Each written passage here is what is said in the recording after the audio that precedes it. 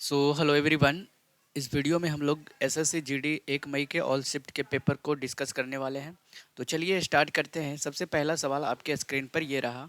किसी राज्य के मंत्री परिषद सामूहिक रूप से किसके प्रति प्रति उत्तरदायी होता है? तो यहाँ पे स्टेट बोला गया है, ठीक है। तो अगर यहाँ पे स्टेट की बात करते हैं तो यहाँ पे आ जाएगा राज्य विधानसभा, ठीक है। अब ये संवैधानिक क्या होता है, ठीक है। एक संवैधानिक प्रावधान क्या होता है, दूसरा सामूहिक उत्तरदायित्व क्या होता है, और तीसरा व्यक्तिगत क्या होता है, वो देखने वाले हैं।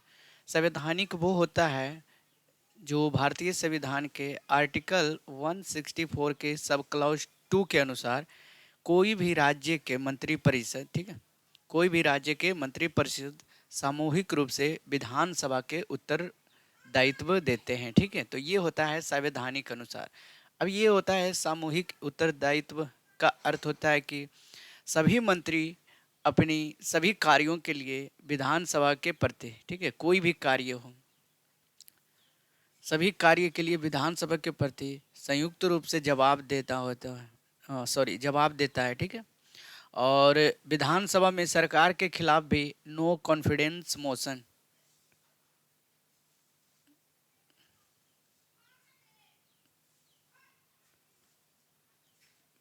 पास होता है, तो पूरे जो है मंत्री परिषद को इस्तीफा देना पड़ता है। यदि नो कॉन्फिडेंस मोशन पास हो गया तो सारे मंत्री को जो है इसमें इस्तीफा देना पड़ता है। ये होता है सामूहिक उत्तरदायित्व।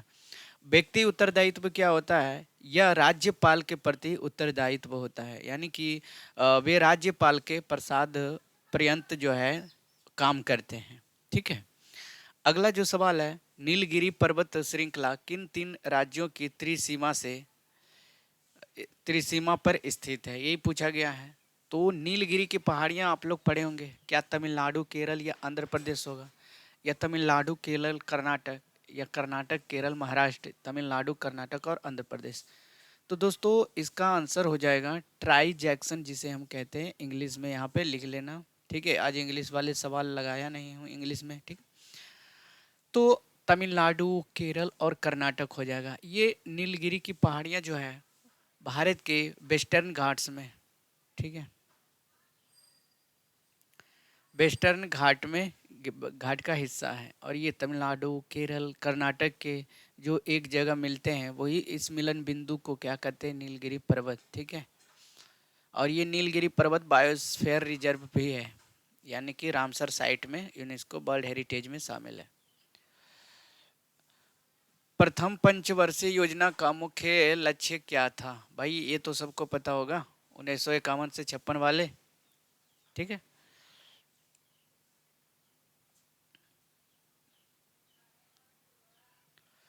तो सभी को पता है कि इसमें पहला वाला में एग्रीकल्चर पर, दूसरा था इंडस्ट्रियल पर, ठीक है।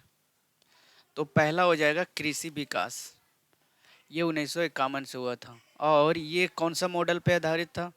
तो ये हेराल्ड डोमर मॉडल, ठीक है।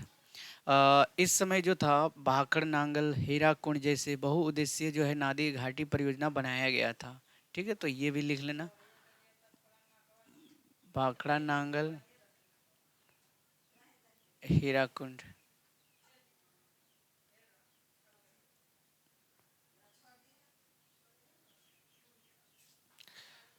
अगला जो सवाल है, कौन सा वेद मुख्य रूप से बुरी आत्माओं और बीमारियों को दूर करने के लिए जादुई मंत्रों का संग्रह करता है?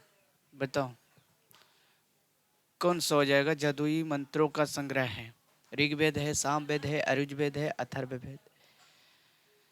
तो यहाँ पे अथर्ववेद जो हो जाएगा, ये बुरी आत्माओं और बीमारियों को दूर करने के लिए, इसे भूत प्रेत के भी नाम से भी जाना जाता है, ठीक है। अच्छा, ये ऋग्वेद क्या है? ये मंत्रों की स्तुति होता है, यानी कि देवताओं की स्तुति करते हैं, देवताओं की स्तुति। सामवेद क्या होता है? संगीत, संगीत का वेद होता है। अरुजवेद क्या होता है? ये यज्ञ या और कर्म कांडों का होता है, यज्ञ और कर्म कांडों का वेद है, ठीक है। अगला जो सवाल है, पांचवा सवाल,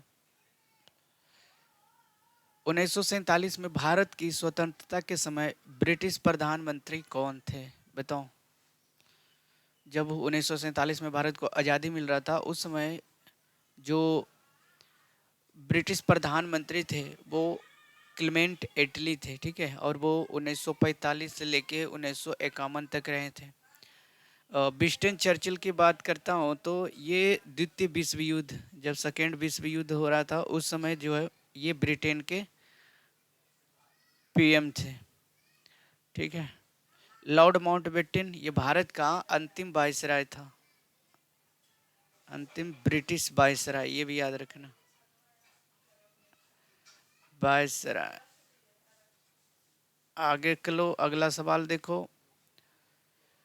पद्मश्री पुरस्कार से सम्मानित शोभना नारायण किस भारतीय शास्त्रीय नृत्य शैली से संबंधित है? तो वो भरतनाट्यम, ओडिसी, कथक या मणिपुरी। तो बताओ पद्मश्री। तो ये जो शोभना नारायण हो जाएंगे वो कथक, ठीक है, कथक नृत्यांगना से संबंधित है।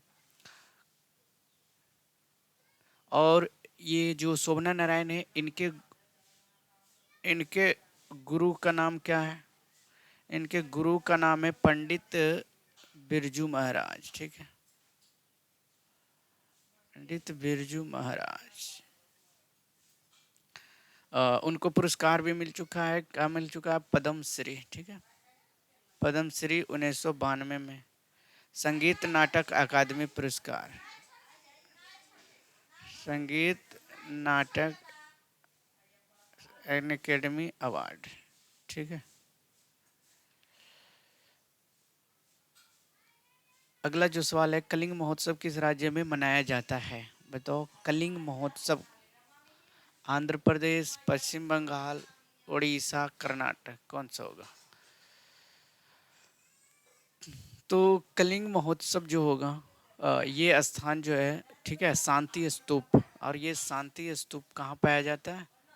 उड़ीसा में, ठीक है। और धौली शांति स्तूप होता है वहाँ पे, ठीक है, धौली शांति स्तूपा है। इसका मुख्य उद्देश्य क्या है कि शांति की जीत का जश्न मनाना, जो सम्राट के अशोक जो है उसका हृदय परिवर्तन की याद दिलाता है, ठीक है। कलिंग महोत्सव से ही उसका जो है हृदय परिवर्तन हो गया था। कौन सी पंचवर्षीय योजना अपनी निर्धारित अवधि से 1 वर्ष पूर्व ही समाप्त कर दी गई थी? बताओ कौन सा हो जाएगा? तो ये जो पंचवर्षीय योजना हुआ था 1974 से लेके 1979 तक, ठीक है, 74 से लेके 1979 तक जो था, समय से पूर्व ही 1978 में ही समाप्त कर दिया गया था। अच्छा, रोलिंग एक्ट आया था, सबको पता है रोलिंग एक्ट, ये आया था 1978 से लेके 1980 के बीच में, ठीक है। तो ये कौन सी पंचवर्षीय योजना थी? ये 5वीं पंचवर्षीय योजना थी। कपड़ा उद्योग में कपड़े को सफ़ेद करने या रंग हटाने के लिए मुख्य रूप से किस रसायन का उपयोग किया जाता है? तो वो सोडियम क्लोराइड या कैल्शियम कार्बोनेट या कैल्शियम ऑक्सी क्लोराइड या सोडियम बाई कार्बोनेट। तो ये हो जाएगा कैल्शियम ऑक्सी क्लोराइड, यानी कि जिसे हम ब्लीचिंग पाउडर कहते हैं। इसे केमिकल फॉर्मूला क्या है? CaOCl2, ठीक है, CaOCl2, calcium oxy chloride. Sodium chloride ये एक साधारण नमक है, NaCl। कैल्शियम कार्बोनेट CaCO3 होता है, ये चूना पत्थर है। सोडियम बाई कार्बोनेट क्या होता है? ये बेकिंग सोडा होता है, ठीक है, क्या है भाई? Baking soda. अगला जो सवाल है, 1906 में स्थापित अखिल भारतीय मुस्लिम लीग के प्रथम अध्यक्ष कौन थे? तो 1906 में जो अखिल भारतीय मुस्लिम लीग के अध्यक्ष जो बने थे वो आगा खान तृतीय थे। कौन थे? आगा खान तृतीय। अच्छा, ये मुस्लिम लीग की स्थापना जो हुई थी, ठीक है, 30 दिसंबर 1906 में हुआ था, और ये कहाँ हुआ था? बांग्लादेश में हुआ था। और इसके प्रथम अध्यक्ष कौन थे? प्रेसिडेंट कौन थे? तो आगा खान तृतीय ही थे, ठीक है। आगा खान तृतीय को एक और नाम से जाना जाता था, सुल्तान मोहम्मद शाह। ठीक है, सुल्तान मोहम्मद शाह। इसके संस्थापक, मुस्लिम लीग के संस्थापक कौन थे? नवाब सलीमुल्लाह।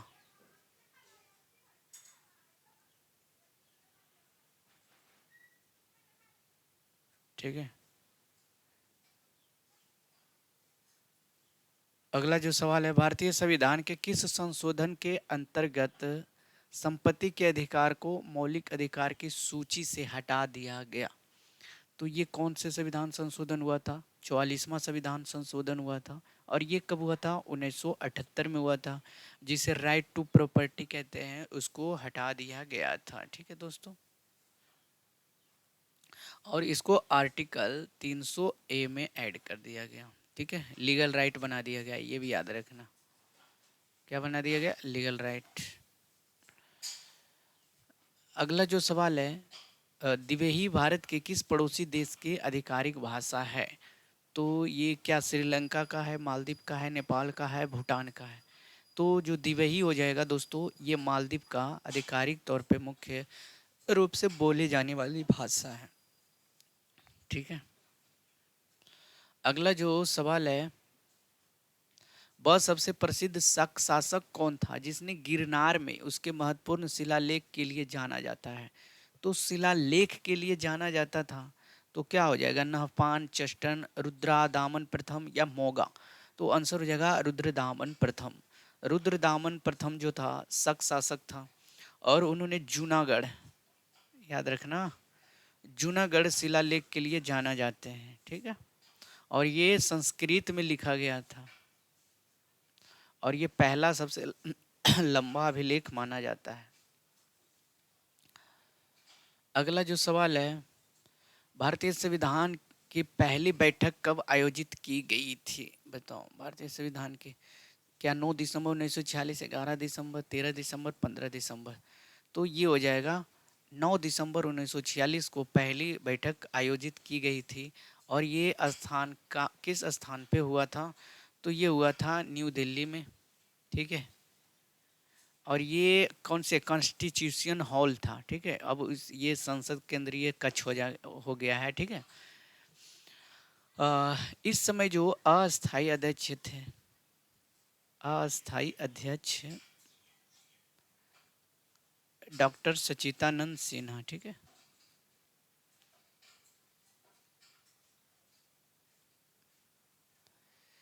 मुस्लिम लीग ने भी इस बैठक का जो है क्या किया था? बहिष्कार किया था।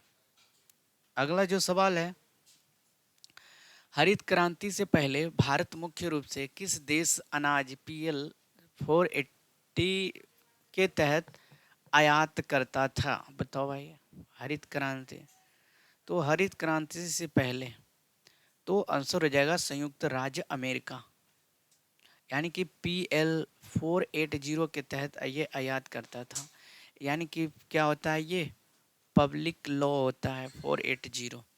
इसमें 1960 के दशक में जब हरित क्रांति आया था, भारत में खाद्यान्न की भारी कमी थी, इसलिए आया था। उस समय अपनी जो खाद्य सुरक्षा के लिए मुख्य रूप से किस पे निर्भर करता था? ये संयुक्त राज्य अमेरिका पे निर्भर करता था।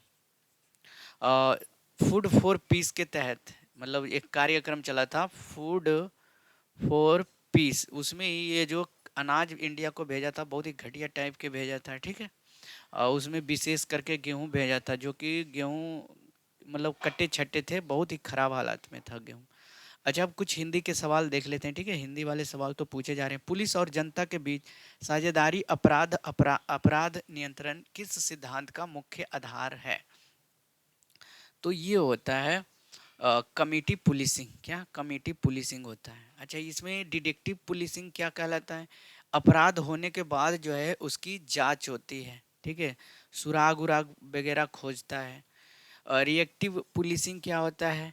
ये किसी घटना के अपराध को जो सूचना मिलने पर ये क्या करता है? प्रतिक्रिया, रिएक्शन देता है, बस इसका रिएक्शन देना काम होता है। प्रिवेंटिंग पुलिसिंग क्या होता है? अपराध होने से पहले गश्त, यानी कि पेट्रोलिंग वगैरह जो करते रहता है। अगला जो सवाल है what is the person who has suffered harm और इंजरी, यानी कि पीड़ित व्यक्ति को अंग्रेजी में क्या कहा जाता है? तो पीड़ित व्यक्ति को कहा जाता है विक्टिम्स, ठीक है, विक्टिम कहा जाता है। और विक्टिम वह व्यक्ति होता है जैसे कोई अपराध हुआ है, दुर्घटना हुआ, अन्य घटना के कारण जो चोट पहुंचती है, पीड़ित होता है जिसको, ठीक है, चोट वोट लगता है। एक्यूज्ड कौन होता है? आरोपी, वह व्यक्ति जिस पर किसी अपराध का आरोप लगा हो। ऑफिसर, वह व्यक्ति जो पद जिम्मेदारी संभाल रहा हो। ये विटनेस क्या होता है? आधिकारिक पद होता है।